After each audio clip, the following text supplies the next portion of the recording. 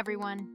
Give me a quick show of hands or use your chat reactions to tell me the single biggest thing stopping you from repurposing your long-form videos right now.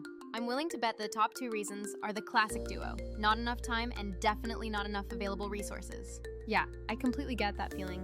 Totally understand. You can intellectually grasp why repurposing is smart. More reach, more touch points, more content from the same effort. But then the daily grind hits, and the whole idea feels like trying to climb a sheer mountain face. So, let's make this entire process stupidly simple for you.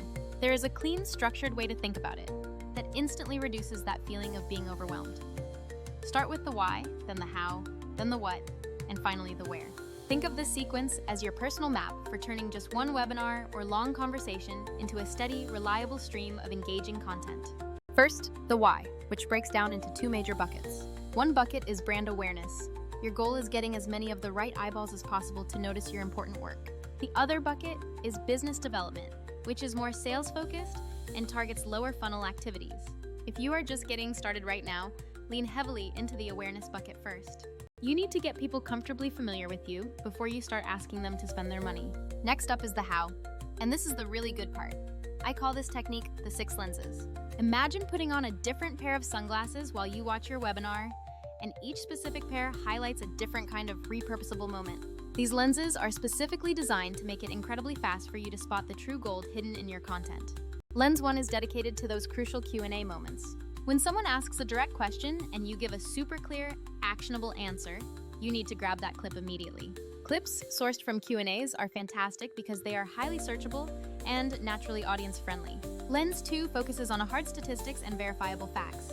Phrases like 2/3 of companies do X or 50% of users reported Y become instantly snackable and easily quotable short clips. Lens 3 highlights practical step-by-step tips. If you ever say, step 1, do this, step 2, do that, those segments are mini how-to guides just waiting to become short videos or carousel posts. Lens 4 is reserved for compelling stories and personal anecdotes.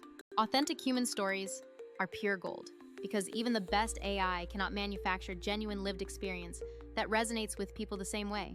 These story clips are uniquely, authentically you.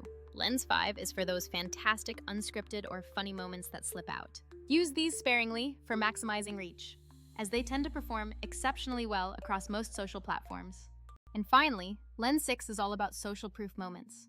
Things like testimonials, proven results, or statements like, "We grew X to Y" are conversion boosters. Once you train your eyes to look for these specific lenses, you will quickly realize that each moment can be transformed into 4 distinct media types: video, audio, image, or written content. This means a single webinar can easily spawn a full podcast cut, a quick TikTok, a short Instagram reel, a LinkedIn carousel, and a detailed blog post, all from that same core content. So, the next logical question is, where do we actually put all this new content? There are 3 key distribution vectors that really matter. Your main brand channels, your personal brand channels for team members or speakers, and community partnerships through co-marketing efforts. Never bottleneck all your posts through just the single company account. Instead, empower your speakers and allies to amplify the content naturally. If someone on your team was featured on that webinar, make it super easy for them to share their own specific clip from it. Now, let's talk about the format itself, because this is where so many people freeze up in the creation process. The overwhelming trend right now is crystal clear. You need short-form vertical video. People's attention drops off incredibly fast in long-form content, but short videos, especially those under 60 seconds, keep viewers engaged and drive a better ROI according to multiple industry reports. That absolutely does not mean long-form content is dead. The long-form video is your rich main course. The short-form pieces are simply the delicious appetizers that bring new people to the table. If you are genuinely strapped for time and editorial bandwidth, here's the golden rule you must follow.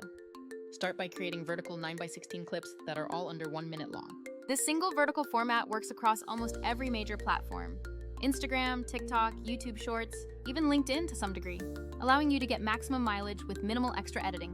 Now, let's talk about the practical workflow that truly saves teams hours of wasted effort. The first step is to plan everything out before you even hit record on the original session. You need to actively ask yourself exactly what pieces you want to repurpose from the session, and also think about where those specific pieces will ultimately live in your distribution plan. If you plan out the entire post-game strategy while you are outlining the initial webinar, you will make the later chopping and cutting phase so much easier. The second vital step is that you must record with repurposing firmly in mind from the very start. Make sure to leave natural pauses after delivering key points, verbally mention your headline topics so captions are better, and don't fear restating key stats, because this gives editors clear, obvious cut points. Then, the third step is to use those 6 lenses to thoroughly tag all of your raw source footage right away. Even a dedicated 10-minute pass just to mark Q&A, stats, and tips will pay back huge dividends in saved time later on. After tagging, your 4th step is to prioritize exporting the vertical, short clips first for immediate social use. If you later decide you want to go broader, you can always reformat the content from that original vertical master file. Finally, the 5th step is to cross-post smartly, by always considering the best content type for each specific platform. For platforms like LinkedIn, you should focus on publishing practical tips and concise, powerful quotes. Instagram thrives on sharing more personality and interesting behind-the-scenes glimpses of your work. YouTube is still the best home for longer, more detailed tutorials and in-depth product demos. Keep in mind that social media is generally for maximizing reach, while long-form content is what solidifies your true authority. Now let's pivot to discussing the right technological tools for streamlining this entire job. Many people unfortunately fall into 2 major traps, either doing everything manually with a bunch of small disconnected tools or hiring a dedicated editor for every single clip. While both methods can work for a small output, neither one scales efficiently as your content needs increase. I want to cover the real tool trade-offs because this is precisely where a pipeline-focused solution like Vizard becomes an obvious choice. And I promise this won't turn into a hard sell. Manual editing with freelancers is great if you have a substantial budget, but it is both expensive to maintain and slow for high-volume output. You can achieve very high quality this way, but you simply won't be able to affordably push out 20 clips a month consistently. Descript is an amazing tool for getting accurate transcription and initial text-based editing done quickly. It is fantastic specifically for podcast workflows and making scripted edits based on the written word. However, it still requires significant manual selection and editing time for every single clip if you want to optimize it for social-first content. Tools like Headliner or Wavi are perfect for creating simple audiograms and social clips that feature animated captions. These tools are wonderfully single-purpose in what they accomplish. They are great for repurposing the audio component, but they won't build you a full pipeline from the raw long video all the way to scheduled posts across platforms. Mobile editors like CapCut are awesome for creators who prefer to do all their editing directly in-app and need absolute granular control. The clear downside is that you have to manually repeat all of that detailed work for every different platform and format when you attempt to scale. So, where exactly does a solution like Vizard fit into this existing ecosystem of tools?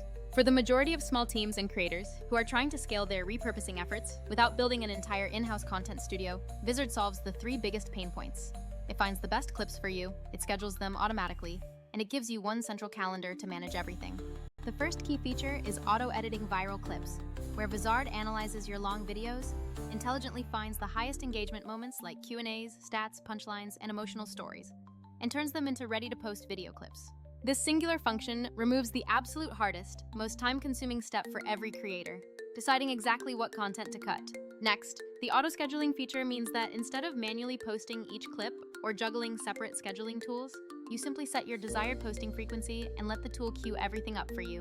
That automated queue is the critical difference between sporadic, inconsistent posting and building a steady drip of momentum that keeps you top of mind. The content calendar component provides a single unified place to preview clips, adjust captions quickly, reassign pieces to teammates, and approve publishing across all your social channels. Say goodbye to scattered, outdated Google Sheets and frantic Slack pings asking which specific clip goes live today.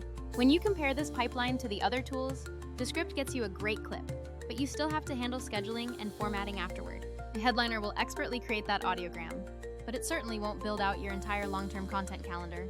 CapCut gives you incredible manual power over the editing, but it completely lacks automated clip discovery at scale.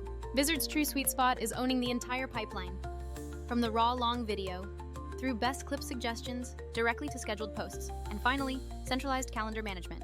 Let's quickly run through a few concrete examples of what you can do immediately with those perfectly cut clips. You can take a strong 40 to 50 second tip and repurpose it directly into a high-value LinkedIn post. Follow that up by adding a short paragraph explaining why that tip matters, and include a clear call to action to watch the full webinar recording.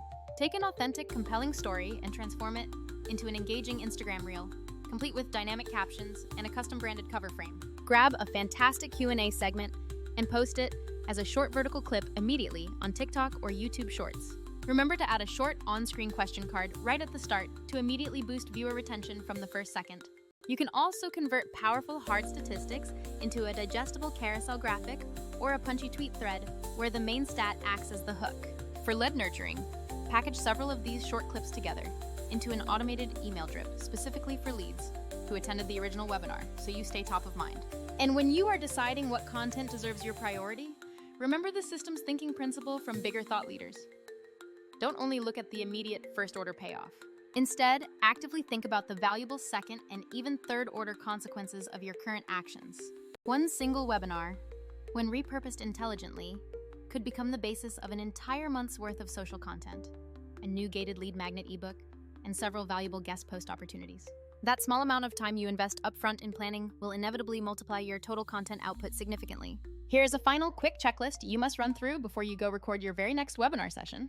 First, decide your core why. Is this session primarily for awareness or for direct business development goals? Second, intentionally pick the 2 or 3 channels you will actively repurpose for. Do not try to be everywhere at once. Third, commit to using the 6 lenses during your review process to tag every high potential moment you find. Fourth, make sure you export those vertical sub-60-second clips first, as they are the most immediately usable. And fifth, commit to using a single tool that handles clip discovery, scheduling, and calendar management so you don't reinvent this entire wheel every single time. If you are curious about how this whole system looks in practice, just start small with one single webinar recording. Use the lenses to mark your moments, export just 3 vertical clips under a minute, schedule them across the next 2 weeks, and then simply watch the resulting ripple effect unfold. You will be genuinely surprised how much reach and impact you can generate from just one well-recorded session. All right, I promise I will stop rambling now. But seriously, if time and resources are your primary blockers, your focus must be on front-end planning and using a pipeline-oriented tool. The initial process doesn't need to be absolutely perfect to start. It just critically needs to be consistent. In the world of content, pure consistency always wins out over sporadic perfection. And if you actually want a helping hand mapping this exact strategy onto your next upcoming webinar, just drop the link below and I'll personally help you spot the first 3 clips you should push out.